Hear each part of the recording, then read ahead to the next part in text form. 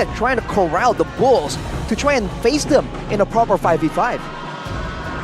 Do Rebellion just want to go for Grok here for Audi TZ? They can go for CC first, right? The combo still there, possible for Rebellion to utilize with the Angela. But then maybe there might be a bit too many targets for the Angela to go in hard guard, and he doesn't know whether to go for Roger, whether to go for the CC. Another option would also be the Yutong that was left open. Yeah, take it away from Geek Fam as well. Was banned the Rebellion themselves earlier. They were worried that Luke will pick it up. So now for the side of Geek, I mean, now you're wondering about that EXP lane matchup. What will they put against the Yutong here? The CC, I guess, in a way, can work, but it can also be the Lapu Lapu, right? The Lapu is a signature pick for Luke, and in the situation, maybe it's enough to deter Rebellion from just moving in aggressively. What does the lane look like with Lapu Lapu Nizong? Is it a good lane for him? I think it's a skill matchup in the end with so much sustain built in, with so many skills reliant on hitting in the right moment, like with Yutong's first kill, right? It's gonna be a bit of an even situation until level 4, right? Once the ultimates are in play, I feel like Yutong has a bit of an edge. And here we do see the, what is it, Claudera? Claudera. Claudera. No longer 100% win rate though. True. Unfortunate for Claudera. I think, did he take a loss against Skylar, against RRQ with the Claude? I believe it was. That was the game that they lost with the Claude. But yeah, this is Geek Fam with their signature picks. It's Claudera, it's Luke with the Lapu Lapu. Now Rebellion. Is the Angela gonna go roam or is it gonna go mid? I feel like putting, again, with their style, with how they've been playing, putting it in the roam position puts them in such a disadvantageous position without an engaged pick-off tool. I think it's got to be a mid-lane Angela, and they might go for something with a bit more catch here. It's got to be an Edith that we haven't seen in a long, long time. But in this kind of composition, a full-out brawl composition, that Primal Wrath can swing tides in favor of Rebellion. He hasn't necessarily picked up the Edith this season, but it is his style with the pickoffs, so it might just work. So comfort for Geek here, and we are talking about comfort for Rebellion. Which composition do you think wins out better? Ooh, man. I feel like as of right now, Yikes. It's gonna be Rebellion once again that can dictate how the fight happens, right? They can push Geek Fam away with the Black Dragon form. They can go for the global play with the Angela. They have the Edith for counter-engage even, and the Fredrin can just follow up and play passively, which allows Vincent all the room available to go for these retributions. I feel like they have a bit of an edge here. The Geeks are the ones that have to try and force them into an uncomfortable position. Rebellion Esports are on their way to the green zone. If they can make it to the 0, they crawl closer to gaining safety in week number 5. Ladies and gentlemen, welcome to game number 2 between Geek Fam and Rebellion Esports. Looking at Battle of comfort with the Edith. This is like, if you remember, in MDL, AudiTZ, when he was still part of Bigatron Beta, Edith was actually his signature. It was a lot more meta back then as well, though, to be fair. But I think for Geek Fam, they're really respecting that aggression coming in from Rebellion. 2 Purifies in the hands of a boy and Chidera here. I think Rebellion are the ones going in all in. Now Audi comes in. There might be a play here. Shatter? Oh, this is the new collector skin, by the way. You see those blocks? Very nice skin. Very fancy. Super cool. And if looking at the emblems, right? Swalo and Auditizi with the Brace Might still. So they want to be able to just stand in there and brawl. And the Brace Might will allow them to do so. And looking at the rest of the emblems, Swalo and Auditizi going with the Wilderness Blessing. So they're trying to move around. They want to be mobile, but so is Beloyski and a boy. So it's almost like a mirror situation right here. I think the big difference is Vincent and Hazel. Hazel going for a bit more damage here with the Thrill to try and get for more clear. Vincent, knowing that he's going to be a bit more follow-up heavy, he's going for the Inspire for more spells available in a fight. Good ambush. Auditizi flickers to the side. And now Cars jumps in with a Furious Dive just to gain a little bit more space for Audi to escape. 3 people down below for Geek Fam to shove in this wave, and Cars will still be able to take that wave. And Vincent here just to provide a bit more defense. Ooh, take a look at this new asset that we have. Ooh. Look at the wins. Wow, Oh, fair, man. a boy, 0 wins, 4 losses on the Fairness this season. I mean, but in the general scheme of things, he has a 50% win rate. So I think it's just been so good that teams just know to respect it now. On the other hand, though, Dio and the Roger is a debut pick, and so is Cars on the Yuzong, so we'll have to see. That's the hard guard Black Dragon form combo, and you can see, early on, if Geek Fam were respecting Rebellion in Game 1, Game 2, even more, man. That is a dangerous composition. that's going to be a pretty neutral objective given towards Rebellion in the early stage of the game. And this is exactly according to plan to Geek, right? When they utilize the Florin, they don't want to go in for the early neutral objectives. They wait till the third turtle. And I got to mention Suelo with the Brave Smite really assists him when he's clearing. Because earlier on in the first few seconds of the game when he was clearing, he was in a 2v1 situation, didn't get caught low. Every time he went in for skill number 1, he was able to heal back up, but Yeah, sway low. not like that. The Not like caster that. curse. Not like that. It happens, you know, you say it and then it happens. It happens a bit too often sometimes. But yes, it was a flicker burnt too by Sway Low. Defam really didn't need to use any more resources. Oh. 3-man Earth Shatter because of the Stampede. But it will not be utilized by Rebellion. They just want to give Vincent some space to farm. That was kind of fancy. the unintentional combo there by Audit TZ. That could be very beneficial in a big fight. But it's the golden matchup that I think is a lot more important right here. It's almost the same situation here. D is aggressive. He's on the more dominant hero, but he's already unable to really find anything too crazy. And he's always stuck wondering if Hazel is just rolling around the corner. Literally.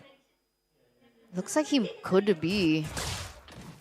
What do they want to do now? D's looking for a pick, perhaps. Vincent's already on standby. Are they looking for a pick here? Audi TZ. Yeah. Earth Shatter in. He's managing the waves. My lord, that damage from D over to Beloy. There's clearing a wave now. Vincent is hovering over in case Geek Fam want to look for a possible counter gank. But yeah, no, Geek Fam Chidera gets out. Wow, Vincent spent a lot of time there Exactly. just waiting out. It's a lot of time. But I guess he does have a healthy clear. Cars, though. Oh, he's going to turn it around. Yeah, I think this might just be a flyby. I don't think he wants to go for a full initiation. He's just here to, you know, he's got to be careful here, man. That's even though he has the healing, he has sustain. Hazel does the opposite. The healing reduction, Vincent on top. That's why he wants to go for a bit longer of a distraction, but he loses so much HP. Still clears out the wave, though, so a net positive for Rebellion in that trade. Luke, ooh. Oh, Spider and the stun, the flank from Luke and the capitalization. Picks up a kill, the Petrify into the Furious Diamond now. Rebellion trying to capitalize on this choke point. They will just back away, giving the Roger up top D some time, some space to clear it out, to go for the trade. Vincent again with the help of Audi TZ jumps forward. Audi will lose his life for the turret too. Geek Fam turn it around a bit. Gold still not really favoring each side too much. It's basically even. D was able to get a turret in the top side as well.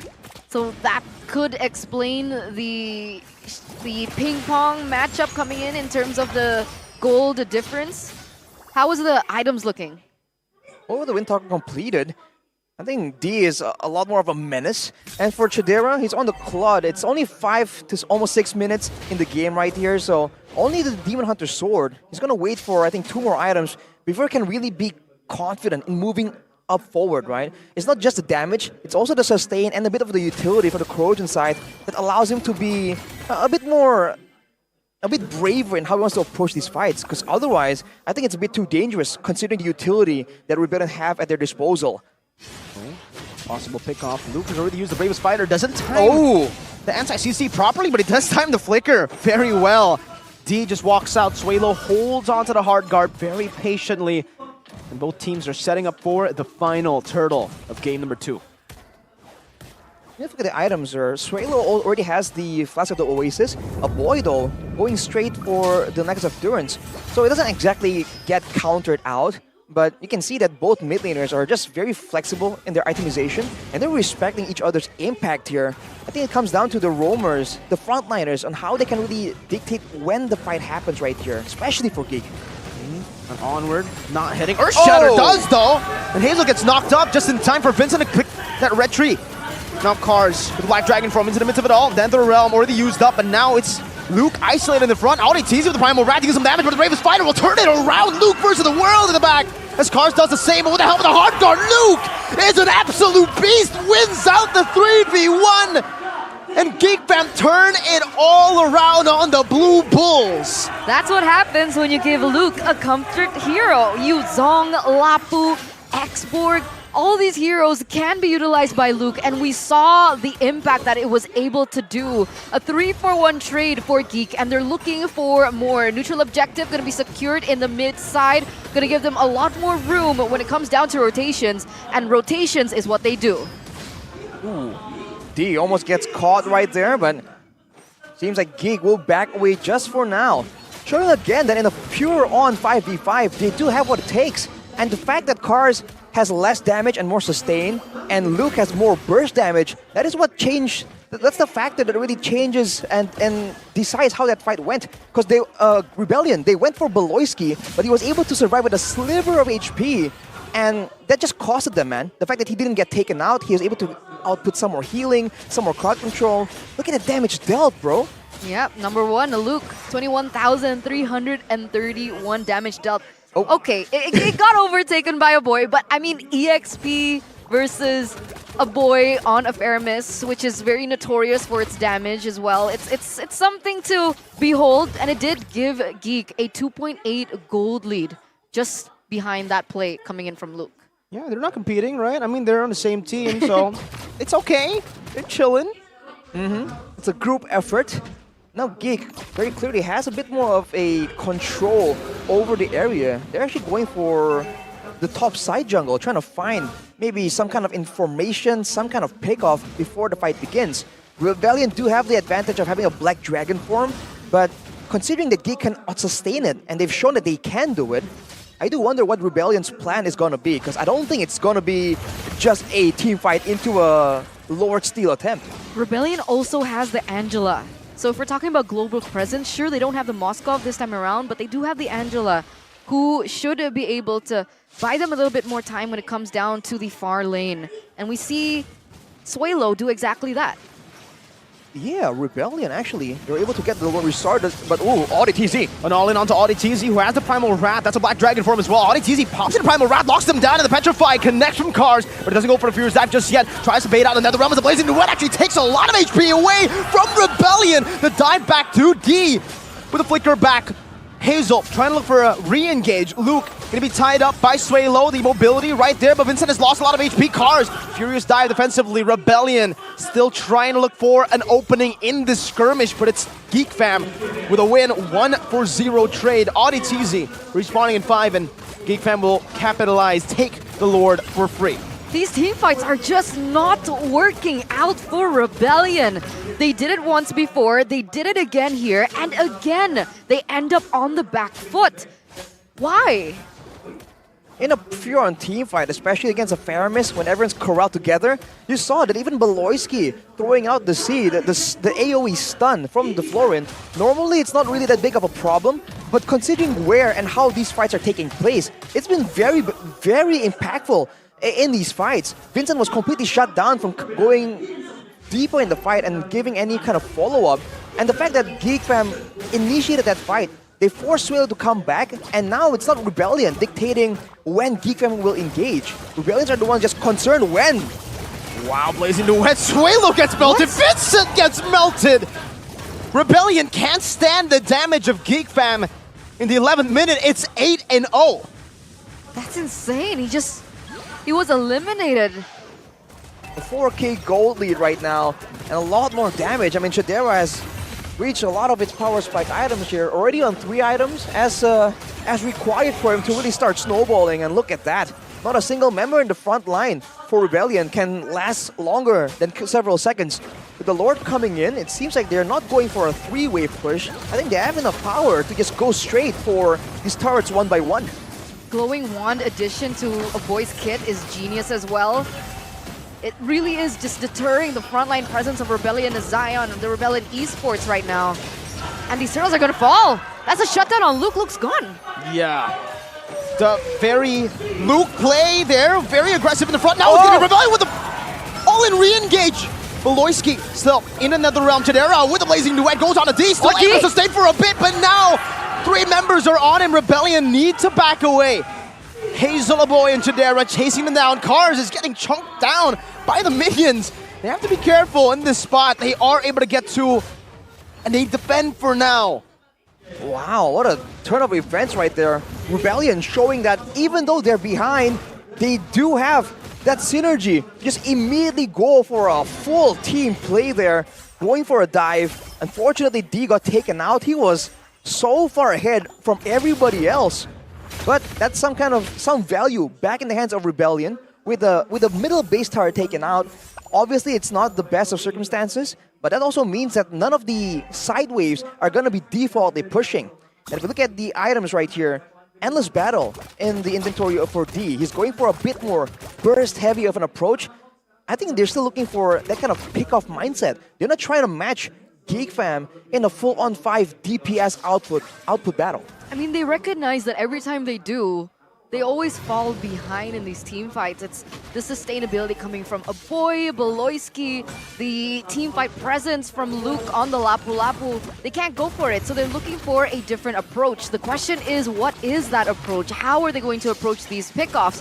Because if Geek keep clumping up like this, Rebellion won't find the opportunity. You can see that Swaylo is already looking to play that bottom map, but here we go. Cars. They go in. Vincent walks up and wins the retreat battle. Now Rebellion needs to back away, but Luke is in the midst of it all. Auditz gets a 3-man knockup, but it's going to be a stun from Luke, and Chidera just guns them down. Meanwhile, it's still Audi running away, chased down, and now brought back by the Stampede. Hazel picks up a mega kill. The Enhanced Lord up top now for Rebellion. 2 members for the Lord. That should be cleared. That should be cleared here right now for Geek. They get the Lord, but they're unable to capitalize over it, and it looks like a siege coming through from Geek. They want to turn things around. 1 wave in the mid lane is all they need. Now Brave Spider, as that's a furious dive into the back, but Cars cannot stand the damage. Now it's D with Lycan Pounce, clears the wave really well. Now with Vincent respawning back in, they're looking to go for one more shot. It's a retreat onto the cannon minion. They're all very low. That's a hard guard as well. Plays down, Vincent gets melted down by Chidera with a blazing duet. Now a stun down with the shield unity and everything thrown at him to take him out. No D, only Swaylo, Audi, and Vincent left to defend with another round popped as well. 3-man Earth Shatter. Now with Vincent getting a 3-man taunt. But what is it gonna do? A big bonk over the middle wave, now crashing down. The cannon minion is there, and Rebellion will fall in game 2. We're getting a 3rd game in this series, folks. GG, well played for a Geek Fam. The Famunity all around rejoice as they have been able to successfully force Rebellion into a 3rd game of the series.